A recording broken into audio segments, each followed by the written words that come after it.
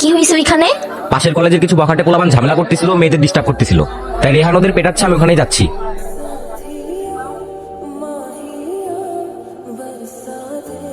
High. Hello. Aditi. Right. হ্যাঁ। It's okay, but কোনো programme ছিল? না না, প্রোগ্রাম হবে কেন, এটা সবসময় আমার সাথে থাকে। Wow, nice. আমারও মিউজিকের প্রতি অনেক ইন্টারেস্ট ছিল, কিন্তু আমার পরিবার অনেক কনজারভেটিভ, তো তাই আর মিউজিক হয়ে ওঠেনি।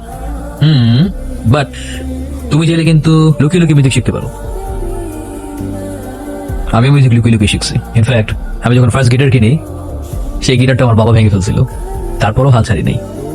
তারপরও তুমি ছেলে আর আমি একটা মেয়ে। There are many differences between boys and girls in our society. Totally bullshit. It's 2020।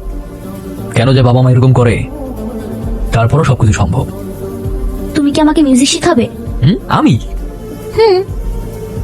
No no no, I am very bad teacher, sorry. No problem, আপনার শাসন বারণ সব সহ্য করে নেব। Please please. আচ্ছা ঠিক আছে। এই, তুমি আমার লিরিক্স হাত দিলে কেন? আমি তোমাকে বলছি কিছু করতে। আরে আমি ভাবলাম যে লাইনটা এভাবে গেলে ভালো লাগবে, তাই এভাবে এত লিখছি। লিখতে ইচ্ছে করে নিজে আলাদা লিরিক্স লেখো, সেখানে কারেকশন করো। আচ্ছা, এত সিরিয়াস হবার তো কিছু নাই, আমি তো জাস্ট এমনিতেই। এমনিতেই না, প্রত্যেকটা মানুষের ক্রিয়েটিভিটি ডিপেন্ড করে তার পার্সোনাল চয়েসের উপর। আমি যেটা লিখছি এটার জন্য এটাই বেস্ট। তোমারটা বেস্ট, কিন্তু আমারটা বেস্ট থেকে একটু বেটার।